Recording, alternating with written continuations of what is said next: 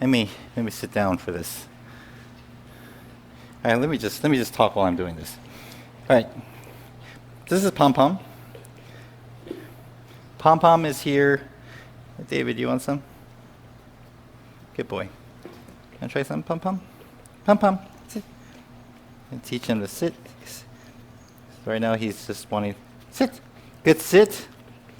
Yes, good sit. Pom-Pom is here for potty training, which I generally don't do, but he is good with the potty pads, which I don't really care for, but he lives on the 3rd floor, so there are reasons for everybody's method, okay? So Pom-Pom lives on the 3rd floor. The owners would love for him to get when he gets older, and he's 6 months, by the way, so he's still a pup, and he's already really good with the potty pad. Generally, even dogs like King, that multi-poo, he can hold it forever, and he can go outside and do his thing and come back inside. But living on the 3rd floor and working full time, both parents, having him being consistent with potting on a potty pad is not entirely a bad thing, in my opinion. Now, the one thing he is doing, though, because he is approaching that teenage phase, is he's marking, and that's bad. So the first thing I did when he came in, he already marked 5 different places in less than 10 minutes. I corrected him with a flick. I yelled no, and then I cleaned up and made sure he saw me clean up. After that, after this is our 2nd day, after the first day, which was pretty rough because I hate cleaning up potty, pee, and poop because I have to clean it very thorough, more thorough than most people. Some people just like wipe it up and then spray and wipe. I do that 4 or 5 times, not because I'm OCD, but because my dogs are. A lot of my working dogs don't like any smell at all. So if there's even a hint, a trace of this, it'll drive them nuts. And then I just end up having a house full of marking. So yeah, a lot of my dogs, working dogs, almost all 100% working dogs are not fixed. So they have territorial issues. We pick our battles. So he's after the first day of correcting him, there's no more marking. Now the one thing I have to do is give him a way of relieving his habit, which is genetic and gender specific. He's a boy, so he needs to mark. He has a need to mark. He's not fixed yet. So when I take him out and he marks, I praise him. I say yes, and then I give him a treat for good potty, good mark, whatever. And then he comes to me happy, and basically he's learning recall to come to me, and he understands that marking outside is a good thing. So now he gets to mark outside, he gets to potty outside, and he gets to potty inside, and everybody's happy. So after one day of being consistent with it, Pom-Pom has figured it out. So now we're just going to try to figure out how to do the luring technique. The luring technique eventually transitions into proper walking on the leash. I like to do recall first, because if the dog likes to come to you and stay next to you, that's pretty much him being on the leash. You don't need a leash if a dog comes to you 100%. The leash is just law specific. We always tend to forget that. Everyone thinks leash training is the number one thing. It is the number one thing for people that live in urban areas and don't have a choice. But I tell you this much: walking on a leash is not fun for high drive dogs. So it's not the first thing, or the second thing, or the third thing I'd like to teach the dog. The first thing I like to teach the dog is that I'm all the fun, and I'm more fun than everyone and everything out there. And then the second thing, eventually it comes to the luring technique and the recall. And then, honestly, the walking on the leash is passively taught. Now, if I really want him to walk by my side and looking at me like a competitive heeling, that's the luring technique. And that is the most fun when it comes to teaching your dog how to dance and do everything you want them to do, like spin. So you want to learn? Come on. So the first thing is to teach him verbal cues. So he's already learned a little bit, And so he loves to do this little stand, good, yes! And when he does that, I say yes. I kind of want to put a tutu on him because he's so good at that. Pom-Pom, come on. Oh, good job, David. Good bark. Here you go. You don't like the crust? Pom-Pom smell something? Pom-Pom! Good boy! Recall is always a good thing. Yes! Come on! Uh-oh, you chucked it out. Okay, there you got it. Come on! Good boy! Lure, lure, lure. Good boy, yes! He's really hyper, so I need to mark it accordingly. Yes! Good sit. Good sit. Hup. Sit. Yes! Good sit. Stays are not going to be taught for a while. Good spin. And then he does the stand and the twirl. He's so good at this. Come on. Yes! Recall is always going to be rewarded. And eventually, it's just it's just conditioned that being with me is the most fun ever. So then you don't really need a leash when the dog is so excited and has enough exposure. Good sit. Yes. No, I should preface that right now while I'm teaching him this, he has a vibrate collar on. The vibrate collar is for two purposes. I don't have a collar small enough for him, so the collar on the vibrate collar is small enough, and he has this excessive barking. So whenever I hear him bark and he gets relentless, I press the vibrate, which feels like a cell phone. It doesn't hurt, and I'll say no, and then he'll look to his right because he'll feel the vibrate on the right-hand side, and then he'll stop barking, and then I reward him for not barking later on. Separate stages. I don't want to combine it, otherwise he'll think that he's going to get to bark. Come on, come here. If I see him, good boy. Yes. A little bit, David. Don't step on the cat. Don't step on the cat. Are you sure you want some? Oh, he doesn't want this one. He wants the chicken. It's okay, David. I'm sorry. Come on. Spin. Yes, good spin. Spin is going to be a big movement right now. Good boy.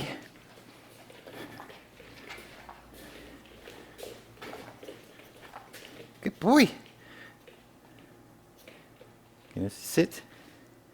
You sit out. Where'd you sit?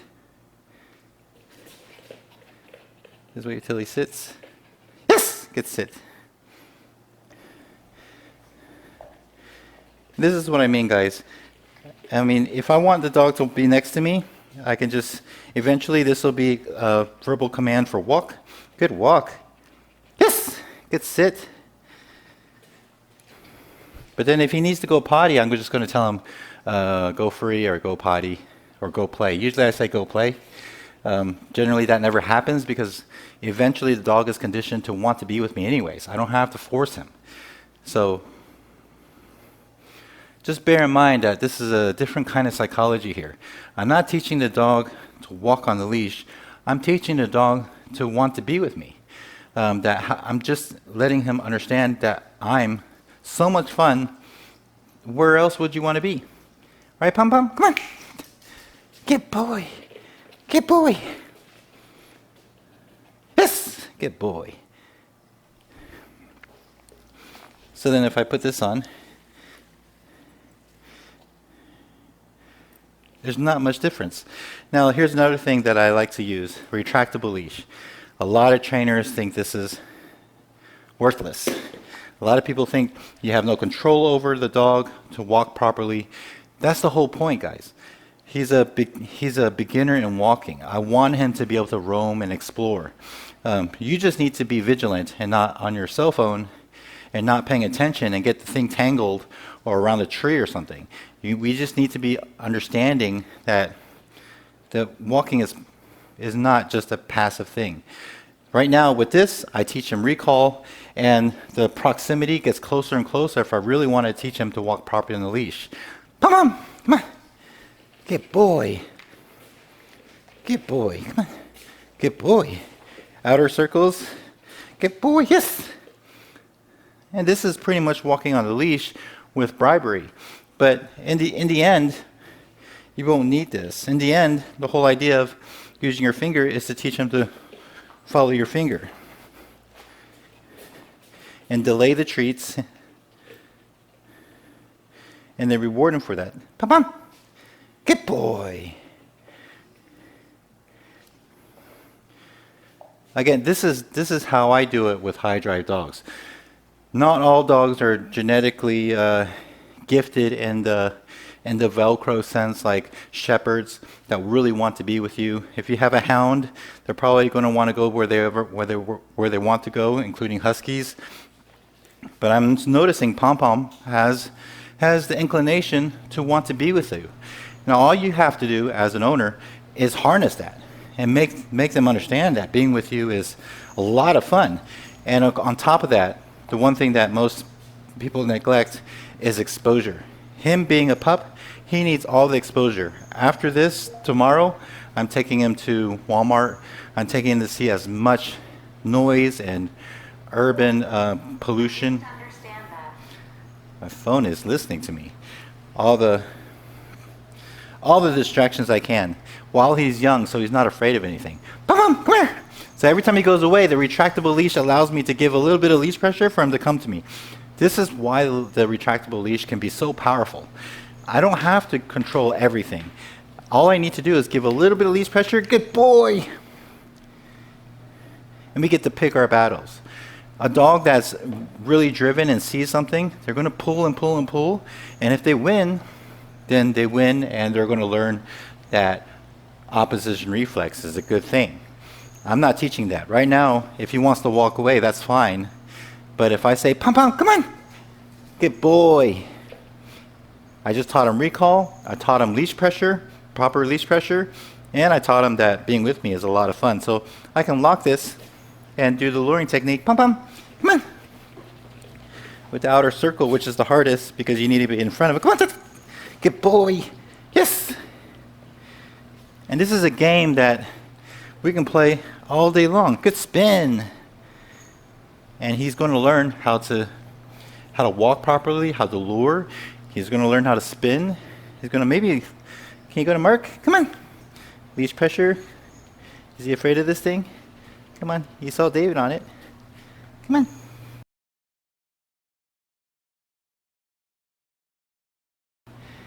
David, go to Mark. Yes, good Mark. Mark. Yes, good Mark. He's kind of on it. I can try to help him. Yes, good Mark. Good Mark. Just make sure he's not afraid. Good boy. Yes, good. There he goes. Good Mark. All I have is powder. Get a Mark. Mark. Can you go to Mark? Pom-Pom, come on, go to Mark. Come on.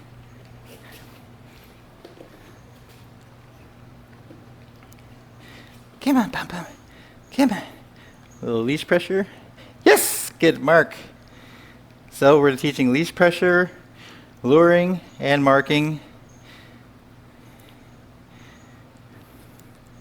The retractable leash, it has its place. Good sit. Yes.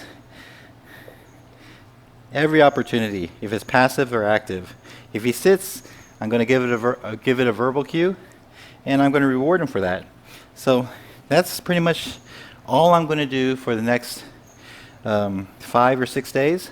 I'm going to mix it up a little bit, but by 7 days, he's going to understand that Uncle Albert is a lot of fun. He's going to know that learning is the way of living. Oh, David didn't like Pom-Pom hovering over him like that. And hopefully he'll learn to stop marking because that's just bad. And yeah, he's a great dog. I love these little guys. Okay, I think I talked too much. we'll call it for today, and we'll continue tomorrow. Hey, close to the camera. Look at the camera. Look at the camera. Ooh. Okay.